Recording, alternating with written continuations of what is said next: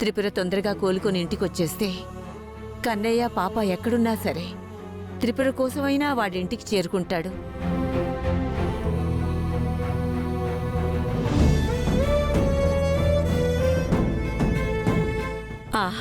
ఆ నమ్మకం నాకుంది యశోదా. నానమ్మా, నువ్వన్నట్టే అన్న ఇంటికి వచ్చేస్తాడు. మన ఇల్లు మళ్ళీ ఎప్పట్లాగా ఆనందంగా సంతోషంగా ఉంటుంది.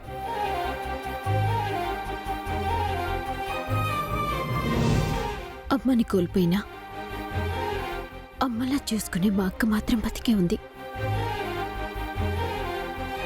అత్తయ్య, మళ్ళీ మనందరం ఆనందంగా ఉండబోతున్నాం.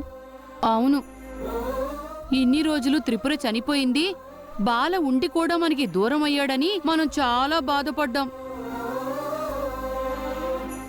ఈ రోజుతో ఆ కష్టాలన్నీ తీరిపోయాయి. అవునమ్మా, ఈ ఇంటి వారసుడు, వంశోద్ధారకుడు వాడిన్ని కష్టాలు పడతాడని ఏ రోజు అనుకోలేదు.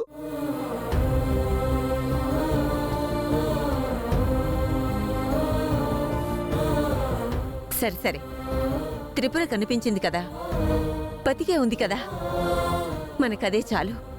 సరే సరే, అందరూ వెళ్ళి పడుకోండి. రేపు త్రిపుర కోలుకున్నాక ఇంటికి తీసుకురావాలి కదా, వెళ్ళండి.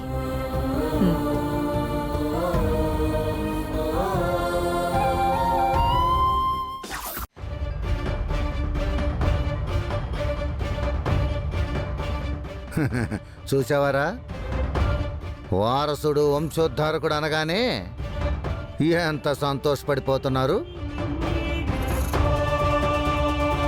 ఇప్పుడు ఆ సత్యని త్రిపురలాగా తీసుకొనొచ్చి మనం ఒక ఆట ఆడుకొని ఈ ఆస్తి మొత్తం రాయించుకుందాం. మన ప్లాన్ ఏంటో వాళ్లకు తెలియదు. ఆస్తి మొత్తం మన చేతికొచ్చాక అప్పుడు అసలు నిజస్వరూపం మనమేంటో వాళ్లకు చూపించాలి. అవునా? కానీ ఆ సత్యని మనం త్రిపురలాగా మార్చాలి. హాస్పిటల్లో వీళ్ళెవ్వరూ కూడా తన దగ్గరికి రాకుండా చూసుకోవాలి. తన కట్టు, బొట్టు, వేషం, భాష, పద్ధతి, తీరు అన్నీ మార్చాలి. ఇది చాలా కష్టమైన పని ఫణి. ఆ సత్యం చూసావు కదా, మనం చెప్పేదొకటి, తను చేసేదొకటి. నాకేం అర్థం కావట్లేదు. ఎక్కడ దొరికేస్తామేమోనని భయం వేస్తుంది.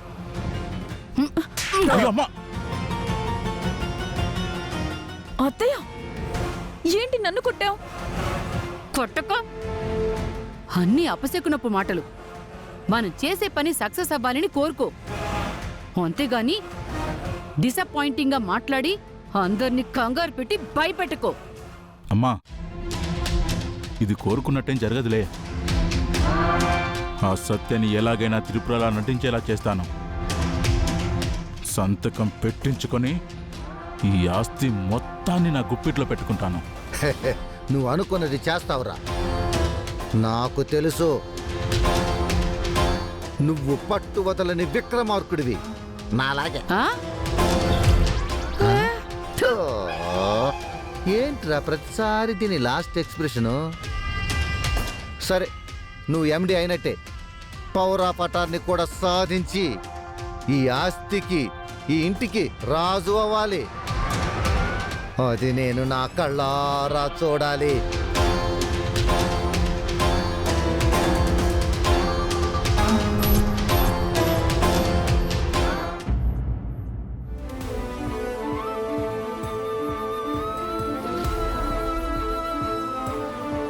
అక్క, సత్య, ఎక్కడికి వెళ్ళావే నువ్వు?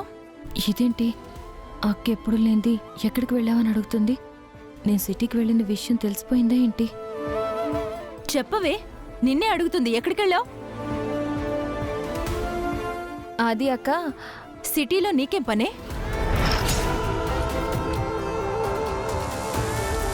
నువ్వు అసలు సిటీకి ఎందుకెళ్ళావు? అక్క, నేను సిటీకి వెళ్ళిన విషయం ఎవరు చెప్పారు? కృష్ణ చెప్పాడు.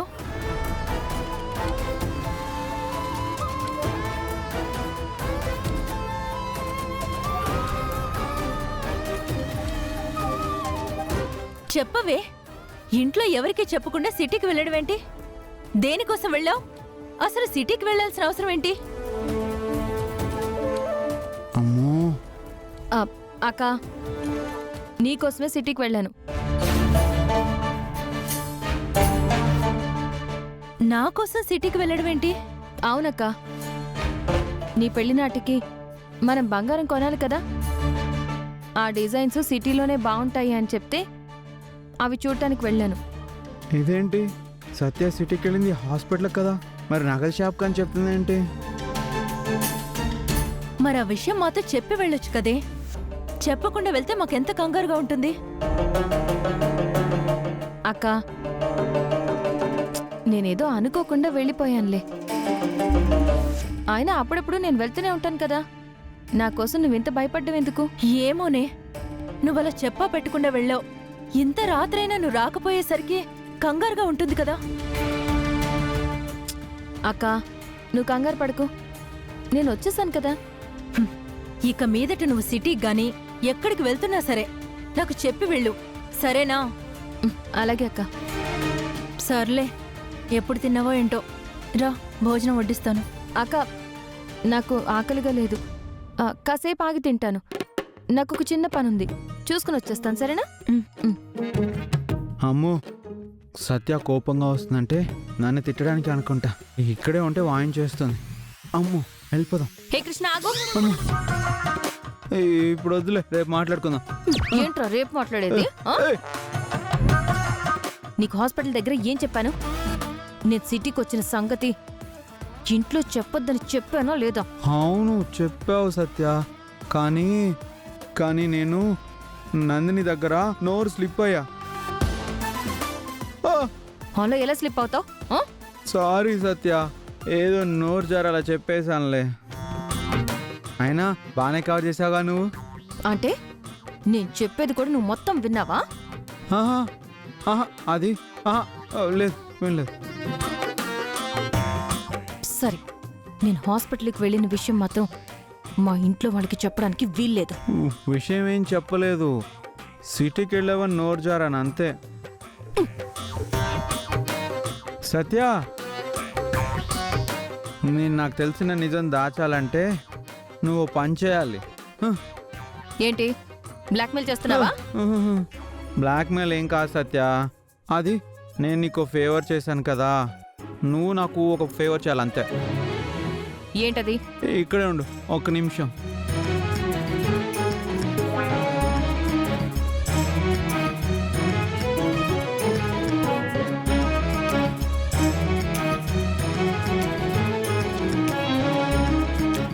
నాకు ఇవాళే మొదటి శాలరీ వచ్చింది. ఆ శాలరీతో నీకు డ్రెస్ కొనుక్కొచ్చాను, తీసుకో.